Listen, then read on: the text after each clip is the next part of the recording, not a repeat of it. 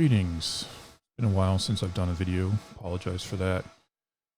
Usually they are in relation to 3D rendering or security camera stuff. This one's going to be somewhat related to IP cameras, but is kind of different. For work, well, like everybody, a lot of other people, I'm stuck working from home because of the pandemic situation, and I end up spending way too many hours every day doing conference calls, etc.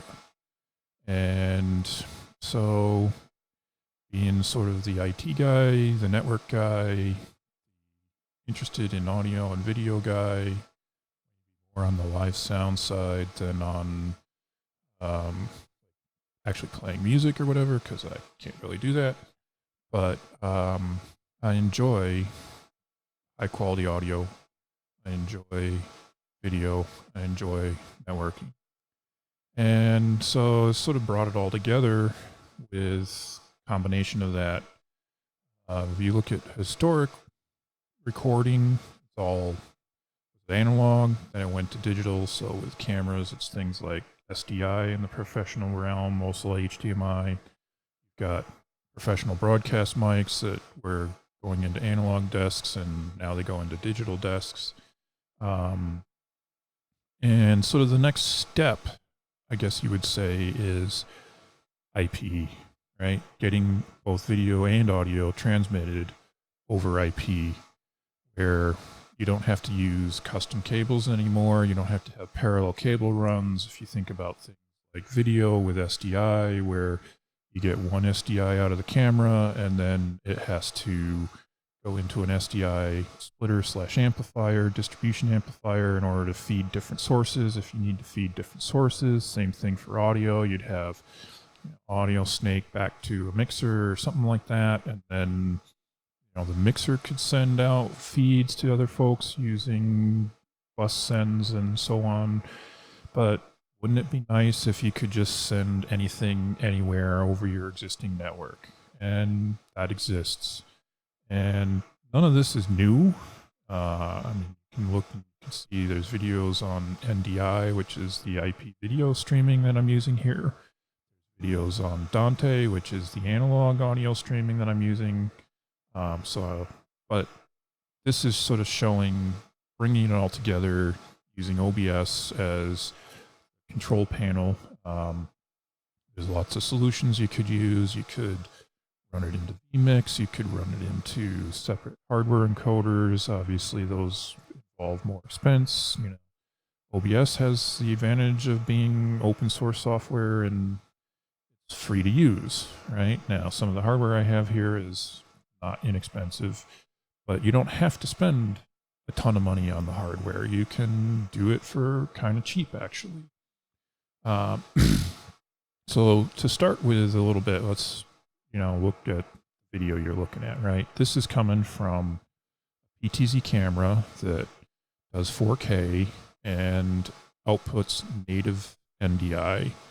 And to show you it's PTZ, right? I can spin around and have it go and look out the window, and that's all the light I've got, right? I mean, there's a lot of things. If I was going to be a real live streamer, which I really don't intend to be, I should have custom lights and so forth.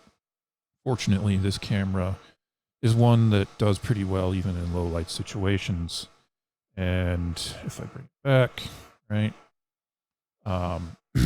it also focuses really fast, and it's a nice camera. I actually started out with a different camera just sort of to test the NDI capability of, can I stream to Meet, which is the primary video conferencing that my company uses, but also it doesn't matter. It could be WebEx, could be Zoom, doesn't any of them, right? So I originally got this Huddle Cam, which is the NDI version of the Huddle Cam, and color, it's a lot cheaper. The USB version's $300, the NDI version's $500. And the reason I got it was it's got this concept of auto framing. So it has a 4K sensor in it. You configure the camera to output at 1080p instead of 4K. And then it'll do auto framing, where it will look around and try to decide where the humans are, how many humans there are, and zoom in automatically on them. And it sometimes does an okay job. And then there are times where it gets confused and it just pops all the way back out to the resolution and pops back in. And that, on a conference call, it's okay. It can be a little distracting, but that then prompted me to look into getting a different camera, which is the one that you're looking at here. And obviously this is a much higher sensor, much higher quality sensor, looks a lot sharper. You can see all the pores in my face and can zoom in quite a bit. So I'll do a fast zoom here. Sorry for the, up, over a bit. It does speed sensitive and it's having a little bit of time trying to focus. Maybe back out a little bit. Now I've picked up focus, and so you can see it's getting like individual hairs and my eyebrows and whatnot. Really good job of it. And I don't need to look at my eyes that close. But point is, I can have it point around, look around, and because of the beauty of OBS, you can set up different layouts. So, here's one where it's got both feeds from the two cameras, and I can do stuff like also use NDI to stream any machine to any machine. So, for example, if I click over here on the iMac, this is the iMac screen being sent to OBS via NDI, and it looks pretty good. It's quite responsive. And then the other thing I can do, sorry if you can't hear the audio, I can open up New Tech Monitor, and I can come up here, and I'm doing this remote.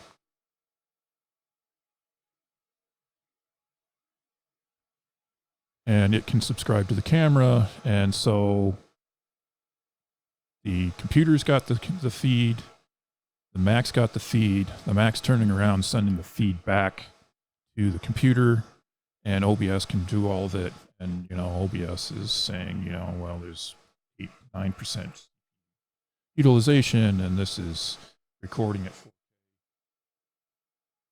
And I'm going to close this real quick. And this, by the way, is I have in the window, I have a AVB receiver antenna, and it's actually hooked up to a machine in the rack behind me. And so I can see the flights that are around me. I'm sort of along the lakefront, and got all the planes coming in to land at O'Hare, a little bit less activity with Midway. And I do desktop capture. Sorry for the infinite windows. This is what you see in OBS, right? You've got your different scenes that I've set up. You can see the audio coming in, and I've got two audio here. One, for a long time, I was using this old Savvy 445 wireless headset, and I actually still do use it. But this has no noise suppression or anything like that. And again, for conference calls, it can be fine, but you get people who sometimes are like, hey, you got a lot of background noise, because if you look behind me, you can see that basically right behind me is a 42U server rack, and you can probably hear while I'm talking and the noise suppression isn't cutting it out, that there's actually quite a bit of background noise from the servers in that server rack. That server rack is, I have servers in there for the 3D rendering stuff. They're actually running right now. They're doing, so all CPUs running at full tilt. That rack's pulling about 14 amps right now because of the servers in it that are doing rendering. And as you can guess, you got a lot of noise from the fans, especially since they are rack servers, and so they're really intended to be in data center somewhere and just scream. And that's partly too why I have that foam on the wall over there is it helps reduce the shriek from the fans in the equipment in the rack, especially the rack mount Synology server, where main system fans actually don't run too hard most of the time, but the power supplies have these little 14-inch muffin fans, high CFM, and there's no speed control on them, so they just shriek all the time. And before I put up that foam on the wall behind the rack, it just echoed off the wall, and it gave you a headache and drove you nuts, right? So, excuse me. When they're not rendering, it's a lot quieter in here. You probably wouldn't actually hear so much of it coming around in the background while I'm recording, but you can understand me what I'm saying pretty well.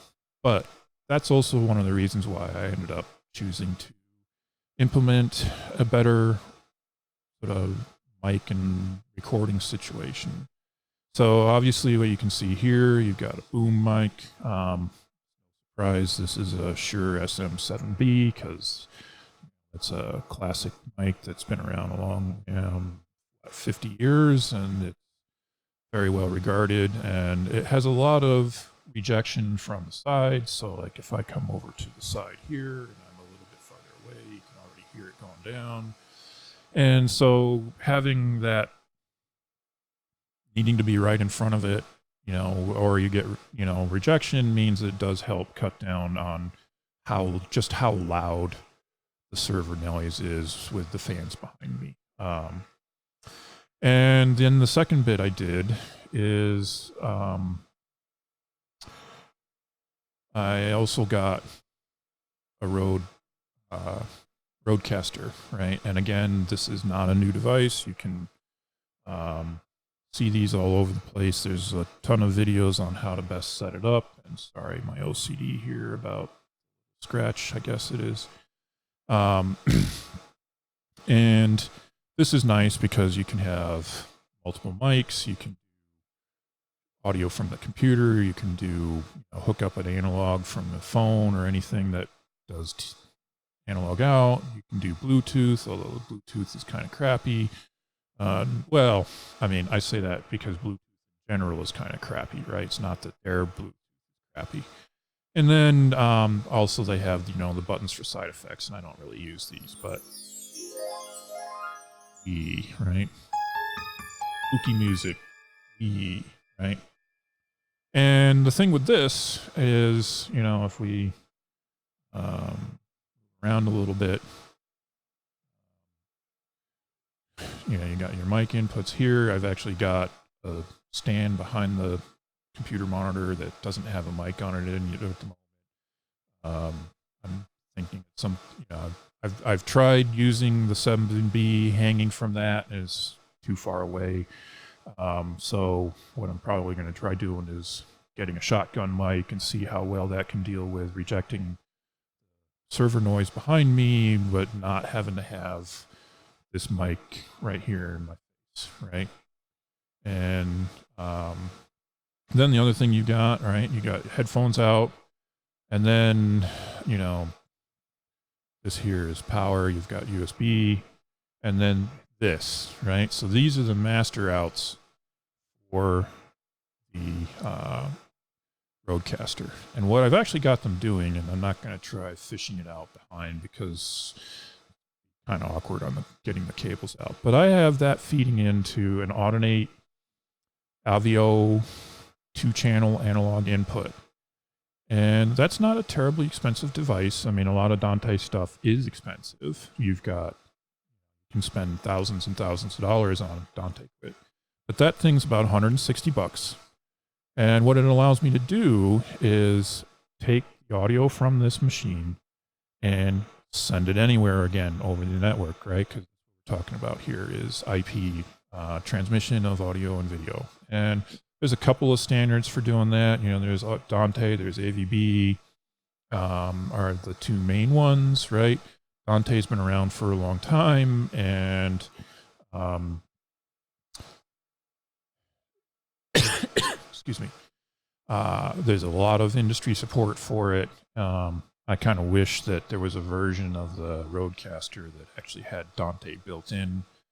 Realize it's not really their target audience, but it would be awesome if it did, because through that $160 Audio analog input that takes the analog, converts it to IP over the network, right? Now I can have the Roadcaster go to any machine, or I could take the Roadcaster, pick it up, and go into another room and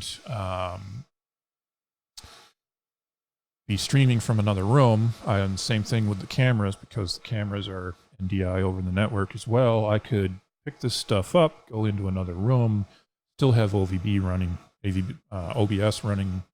in the computer room and recording it all, and you wouldn't have all the background noise from the servers. And certain advantage to that, right? There's also with NDI, I have a couple HDMI to NDI input devices. So again, I could hook up something, a computer, Xbox, whatever, and have that capture in 4K up to 60 frames a second and stream it all over the network to this computer to record it.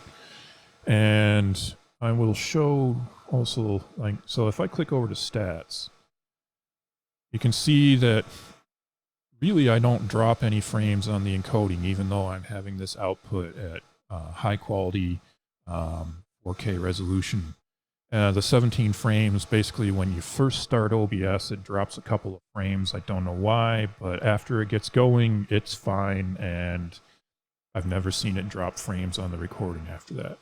And then these frame mists due to rendering lag, that only shows up when I'm actually doing desktop capture, right? So if I switch back to Bird Dog, and now what happens is my frames per second goes back to 30, my average rendering time's back to 10 milliseconds, and the missed frames counter stops going up, right? And it's not horrible looking in the recording when I'm doing desktop capture, but it does slow the machine down a little bit, slow down OBS a little bit, but for the most part, it works fine. Again, I would really love a version of the Roadcaster that had built-in Dante, right? They could do that a couple of ways. To go on the cheap side, they use an Ultimo chip and basically just get 2 in, 2 out.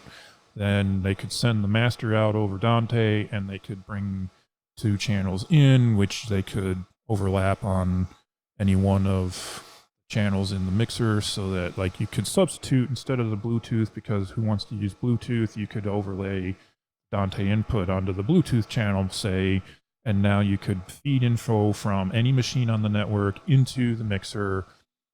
You could do this, again, you get one of the Avio 2-channel outputs and the appropriate adapter cables to plug it into the 1/8-inch jack, TRS jack on the back of the Roadcaster, but now you're doing a bunch of A to D, D to A when you don't really need to, right? The Ultimo or the Dante inbuilt would solve that.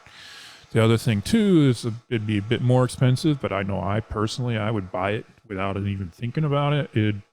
They put it the Dante Broadway chip in here, which then gives you 16 in, 16 out.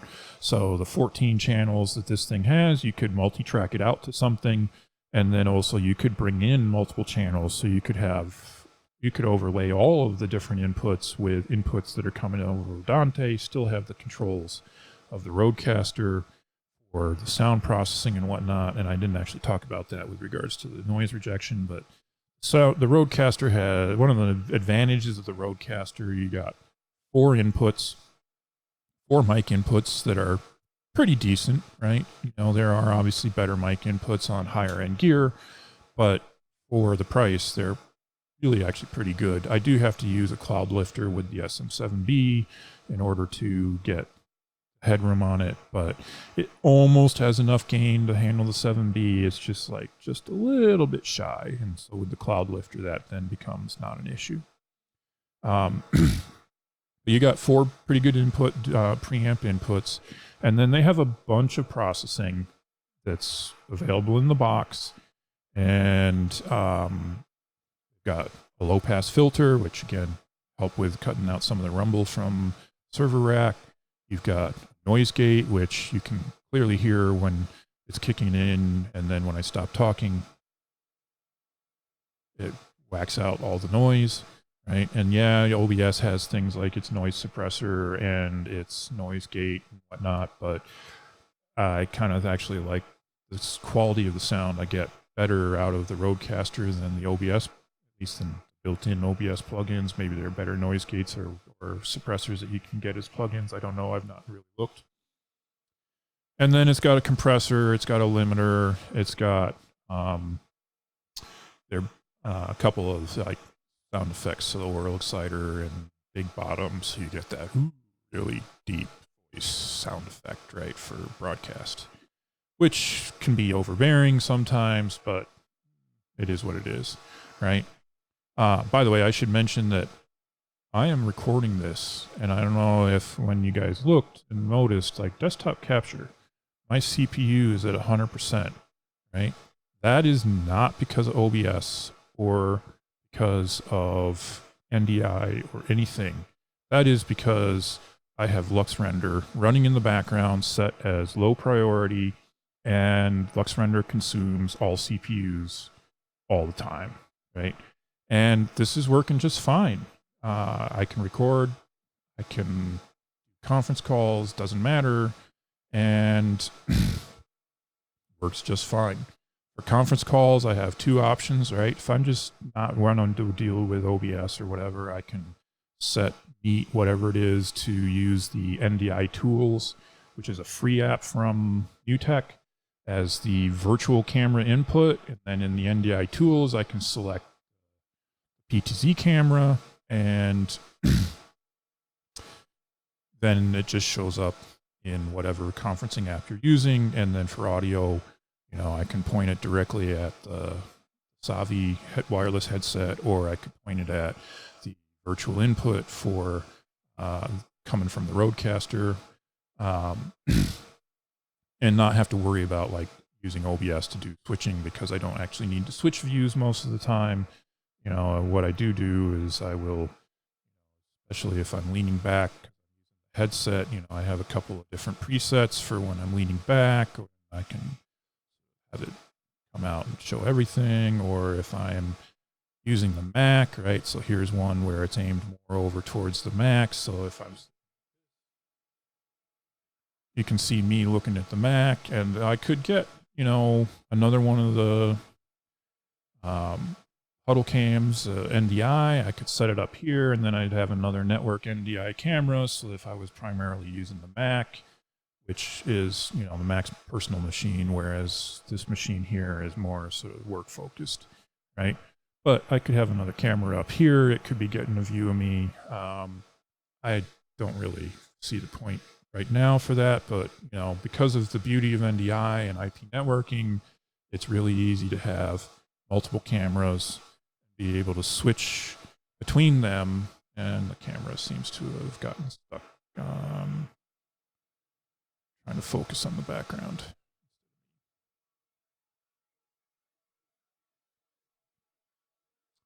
If I spent more time, I could manually do focus on the camera, but for the most part, it's actually usually not necessary. It tends to be pretty good about focusing on.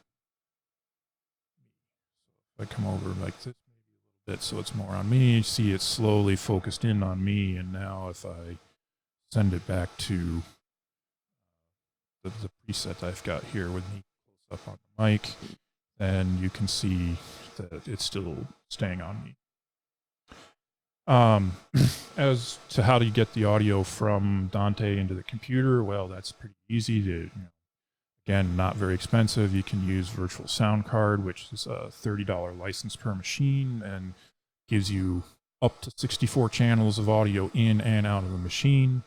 There are hardware devices as well, but again, for something like this, not really necessary. You know, I could got a laptop,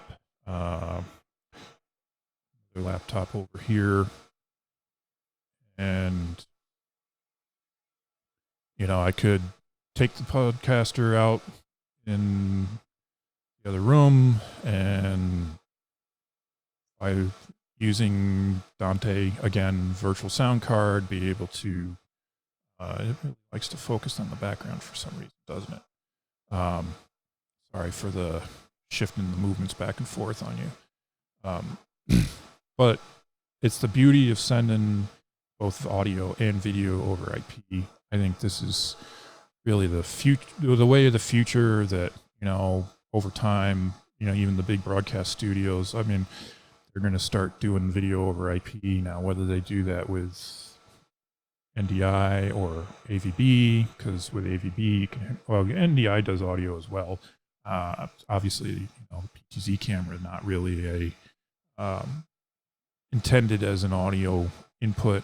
If you actually hooked a mic up to it, then okay. But the built-in audio on it is really not that impressive, because it's really meant to be a camera, not an audio device. So I realize I've been rambling now for about 25 minutes. OBS, but I just wanted to sort of talk a little bit about doing video and audio over IP, because this is, like I say, I think the way of the future, and it's so much more convenient, and it's actually quite accessible from a price perspective. Like I said, doing Dante, you can do $150, $160, depend, some get them as low as like $130 on sale. Sometimes the audio adapters, virtual sound card license is only $30. So you don't have to do a lot of expensive hardware, although you could get, any number of different audio interfaces that support Dante and connect to your computer either via USB or Thunderbolt. You don't have to have a Roadcaster.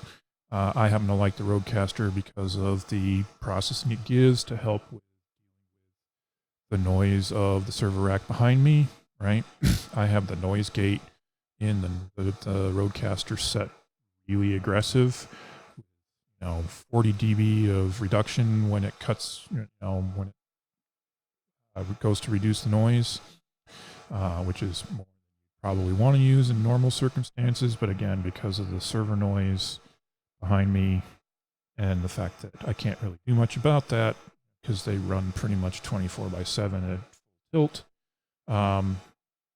it is what it is. And so using the Roadcaster, again, Roadcaster's not an inexpensive device. It's $600, but it's actually, I think, a really good value for what you get. Because like I say, you get 4 good inputs. You got a bunch of processing in it that if you were to buy a bunch of different devices to do that processing, you'd easily end up spending that much money or more.